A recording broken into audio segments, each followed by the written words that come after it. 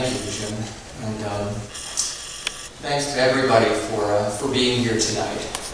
Really very much appreciate everybody's attendance and your attention. My only criticism of the evening is that I think too much is being made of me. And because really our ALS Center is not about me. But I would like to take this opportunity to provide my personal perspective on our ALS Center and the work we're doing. This will be a combination of history, some philosophy, some science.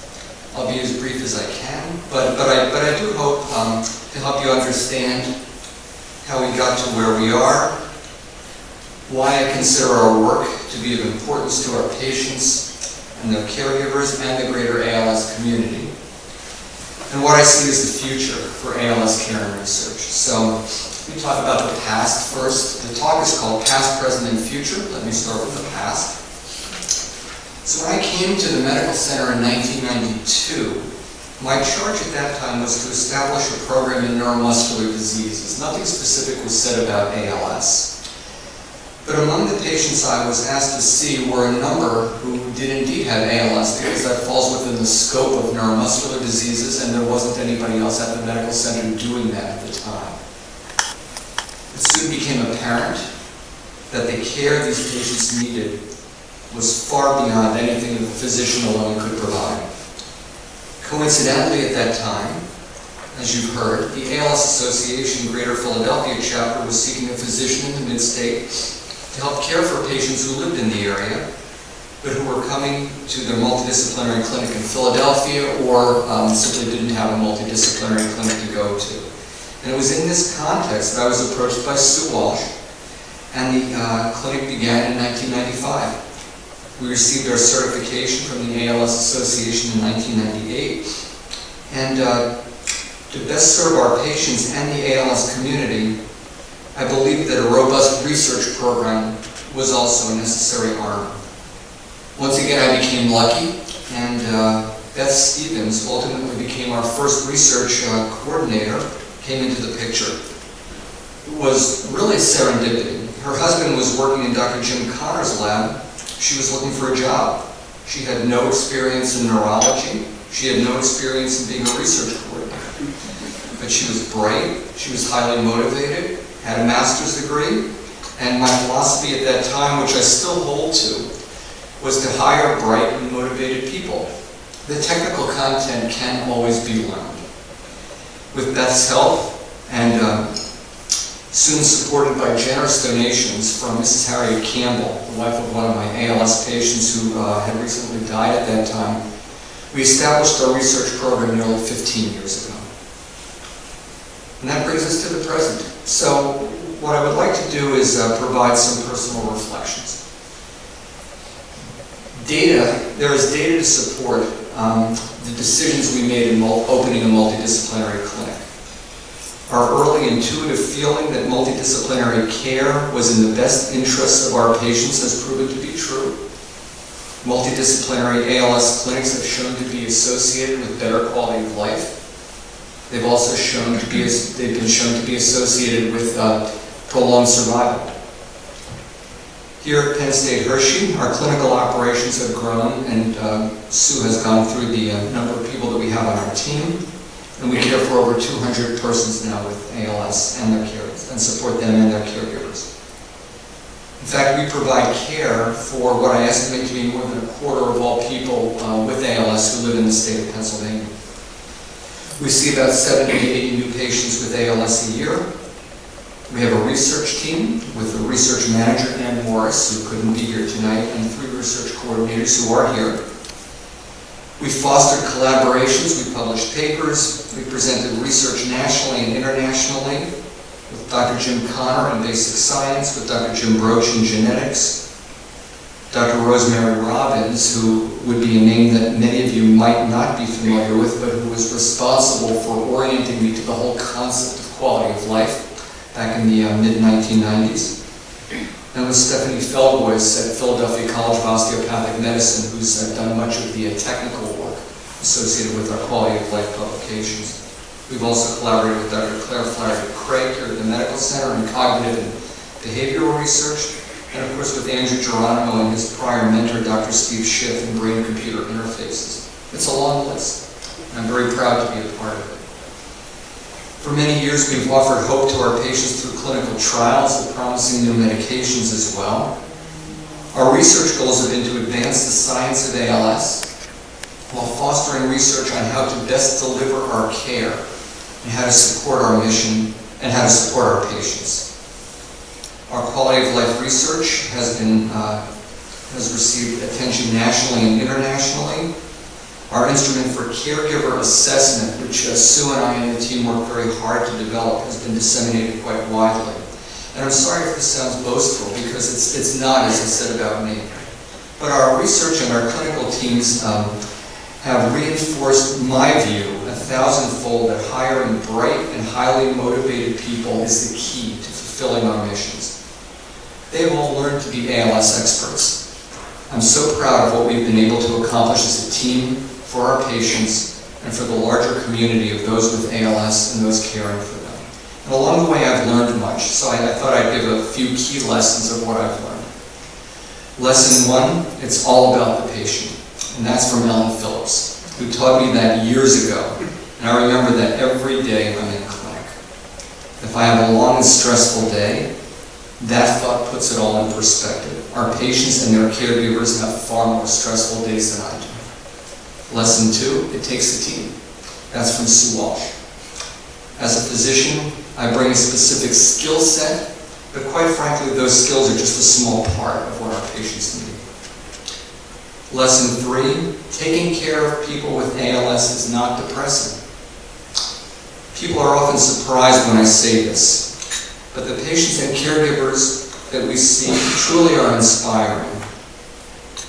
I've seen them time and time again demonstrate extraordinary resiliency under tremendous stress and set an example of coping and caring to which we can all aspire. Lesson 4, taking care of people with ALS is not easy. A consistently difficult challenge is what the literature calls breaking the news. That is, telling somebody that they have ALS. I never know how patients will react. They may cry, they may get angry, they may sit in stunned silence, they may deny that this couldn't possibly be their diagnosis. And you know what? After 20 plus years of doing this, it's still not easy. Yet we owe our patients a combination of honesty and compassion that must accompany the transmission of such information and the care that follows it. Lesson 5. Our patients can be are very creative, and they can be very funny. We've had patients come in with homemade devices to hold up their head in their wheelchair when their neck was too weak to do so. Had patients show me a device that they can use to open a beer can when their hands are too weak. When a medical student was taping a patient for a video about how he lived with his illness, the patient said, "Every day I read the obituaries to see if I'm there." And many of our encounters in clinic are filled with laughter and joy as the patients tell us about their lives. Lesson 6, I've learned that our patients are more than a patient with ALS.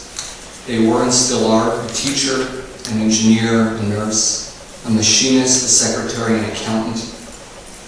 They did and still do enjoy music, nature, art, antique cars, knitting. Even as they lose their ability to physically perform many of these activities, they find ways to maintain the quality of their lives. There are many more things I've learned, but I hope it's clear how enriching it has been for me to have the privilege to care for these patients. So on to the future, where do we go from here? So I'd like to highlight 3 areas: genetics, telemedicine, and brain-computer interfaces. So this is where I go into my teaching mode. And I'm very excited about these initiatives. So let me talk about genetics. I think this is one of the key routes to find more meaningful treatments. We collect blood and saliva samples for DNA analysis on all of our patients. We're involved in a 10-center collaboration whose goal is to sequence the DNA of 1,500 patients and to use that information combined with clinical information to to unlock the genetic basis of ALS and move us closer to effective treatments. Although only 5 to 10% of people with ALS have a clear family history, genetics appears to play a much larger role than that. And we hope that a better understanding of that will help us answer not only the question, why did I get ALS, which almost everybody asks me, but the even more important question, what can I do to slow it down, or to stop, or to reverse it? Telemedicine. The multidisciplinary ALS clinic model has served our patients well, but as I've said a number of times, just because something has worked well doesn't mean that it needs to be the model that we use forever. Our research has shown that our patients appreciate the presence of multiple team members with different skills in one location, but they're often challenged by the long clinic days, getting up early to get ready, which can take an hour or two or more for many of our patients, driving an hour or more to clinic, sitting in clinic for 3 or 4 hours, a long drive home, getting ready for bed at the end of the day. We've recently initiated telemedicine featuring video communication from our clinic team into the patient's home. We hope that this will serve those for whom the trip to clinic is exhausting or impossible. Our feedback so far has been very positive, and we're working to improve the delivery of care this way. One of my first telemedicine encounters was with a patient who, with his wife, was sitting at the other end. And when I asked his wife how she was doing, she said, the fact that I am not on I-80 driving down to clinic today has greatly reduced my stress. It was great to hear that. Third, brain-computer interfaces. When individuals with ALS lose speech and limb strength, communication can become a challenge. Eye-gaze systems have been extraordinary ways to fill this need, but even they eventually may become ineffective. Patients lose effective eye movement, they lose effective head control. What if we could design a system whereby those with ALS could continue to communicate by direct transmission of their brainwaves through a computer? What are the implications for quality of life? We hope to find this out through this arm of our research program. And it's my hope that technology such as this will permit our patients to lead better lives until the day that we have a cure. Finally, some acknowledgments. And I realize that thank yous can be long and tedious to listen to, but it would be a terrible omission to fail to express my profound appreciation to several individuals and groups. I apologize if this list omits some people, but there's only so much time. To Ellen Phillips, Jim Pinciotti, and the ALS Association Greater Philadelphia chapter for their generous and unwavering support. I've said to them and to multiple others multiple times that if we're not for the chapter, this clinic and research center would not exist in its current form. To Dean Hillmeyer, the current and past leadership of the Penn State Hershey Medical Center, to Dr. David Good, my department chair.